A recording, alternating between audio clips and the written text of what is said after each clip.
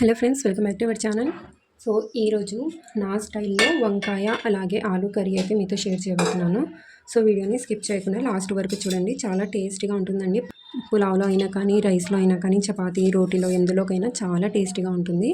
So చాలా simple and చాలా ఈజీగా అయితే మీతో షేర్ చేస్తున్నాను, ఓకేనా.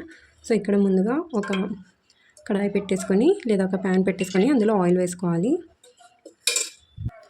సో ఇందులో హోల్ గరం మసాలా వేసే అవసరం లేదండి, జస్ట్ ఆనియన్స్ వేసేసుకోవాలి. ఆయిల్ హీట్ అయిన వెంటనే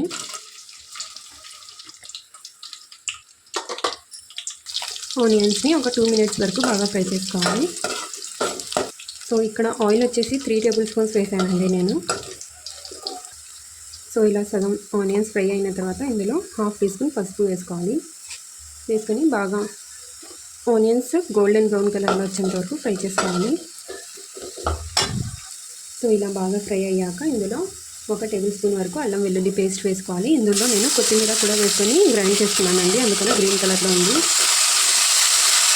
ఇప్పుడు అల్లం వెల్లుల్లి పేస్ట్ పచ్చి వాసన పోయేంత వరకు బాగా ఫ్రై చేసుకోవాలి. ఇప్పుడు ఇందులోనే శుభ్రంగా వాష్ చేసుకొని మెంతి కూర వేసేసుకోవాలి. సో మెంతి కూర వేస్తే చాలా టేస్టీగా ఉంటుందండి. టేస్ట్ చాలా చాలా బాగుంటుందన్నమాట. డబల్ అయిపోతుందన్నమాట టేస్ట్, ఓకేనా. సో ఒకసారి వేసి చూడండి. సో ఇక్కడ చిన్నవి 2 కట్టలు ఉంటాయి కదండి, అవి అయితే యాడ్ చేస్తున్నాను. సో వేసేటప్పుడు శుభ్రంగా వాష్ చేసి వేసేసుకోండి, అలాగే వేపండి. సో ఇక్కడ చూస్తున్నారు కదా వాటర్ ఎంత వచ్చేయండి. సో ఇలా వేసేసుకొని మెంతం కూరని కూడా బాగా ఫ్రై చేసుకోవాలి. మెంతం కూరలో ఉన్న పచ్చిదనం అంతా పోయేంత వరకు బాగా ఆయిల్లోనే ఫ్రై చేసుకోవాలి. సో నేను ఇక్కడ ఫ్లేమ్ని హై ఫ్లేమ్లోనే పెట్టి ఫ్రై చేసుకుంటున్నాను. మరి ఈ రెసిపీ మీరు ఏ విధంగా చేస్తారో నాకు కింద కామెంట్ చేయండి, నేను ట్రై చేస్తాను. అండ్ ఎంతమంది ఈ ప్రాసెస్లో చేస్తారో వాళ్ళు కూడా కామెంట్ చేసి లైక్ చేయండి, ఓకేనా. సో ఇలా బాగా ఫ్రై అయిపోయాయి కదా. ఇప్పుడు ఇందులో కట్ చేసి పెట్టుకున్న 4 సన్న టమాటాలను వేసుకోవాలి.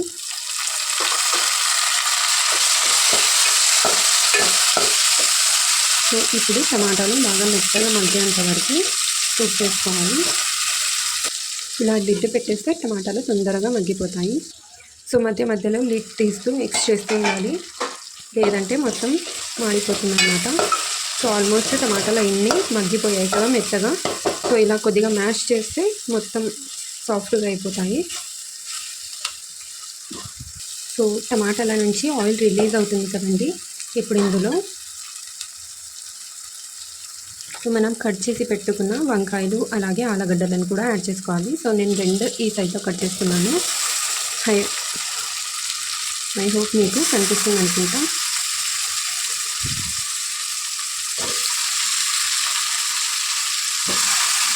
వేసేటప్పుడు ఫ్లేమ్ని లోలో పెట్టేసుకోండి.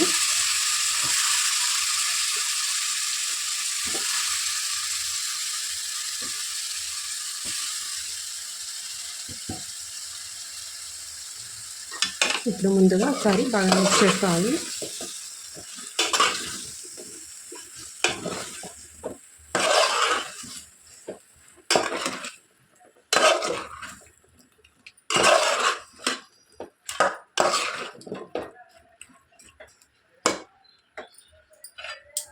సో ఇలా బాగా మిక్స్ చేసుకున్న తర్వాత ఇప్పుడు ఇందులో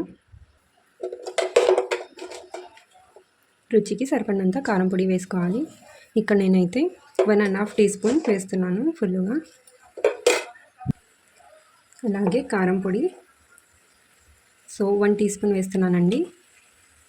మీరు ఎంత స్పైసీగా తింటారో దాని అకార్డింగ్ యాడ్ చేసుకోవచ్చు. అలాగే ధనియాల పొడి 1 టీ స్పూన్. ఇప్పుడు ఇందులోనే ఎండు కొబ్బరి పొడి కూడా యాడ్ చేసుకోవాలి. సో కొబ్బరిని ఆల్రెడీ పౌడర్ చేసి పెట్టుకుంటాం కదండి, అది యాడ్ చేసేయచ్చు. ఇప్పుడు ఒకసారి మొత్తం బాగా మిక్స్ చేసుకోవాలి.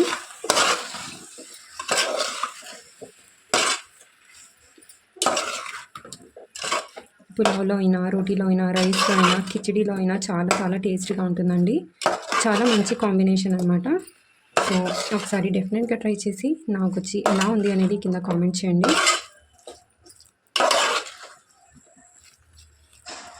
సో ఇలా బాగా మిక్స్ చేసుకున్న తర్వాత ఇప్పుడు ఇందులో వాటర్ యాడ్ చేసుకోవాలి.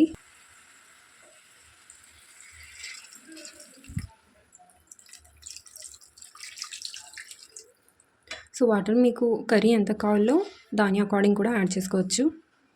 సో ఇక్కడ నేను 1.5 గ్లాస్ యాడ్ చేశాను. నాకు అవసరం అనిపిస్తే మళ్ళీ యాడ్ చేస్తాను.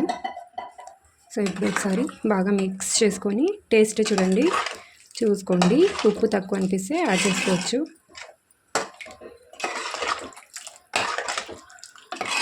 ఇప్పుడు ఒకసారి ఇలా బాగా మిక్స్ చేసుకొని మీడియం ఫ్లేమ్లో పెట్టేసి లిడ్ కవర్ చేసేస్తే ఇంకా మధ్య మధ్యలో తీస్తూ మిక్స్ చేస్తూ ఉండాలి. సో ఇలా మధ్యలో లిడ్ తీస్తూ మిక్స్ చేస్తూ ఉండాలి. మీరు సేమ్ ప్రాసెస్లో కుక్కర్లో కూడా చేసుకోవచ్చండి. బట్ కుక్కర్లో చేస్తే అంత టేస్టీగా ఉండదు. సో ఇలా చేస్తే టేస్ట్ చాలా బాగుంటుందన్నమాట.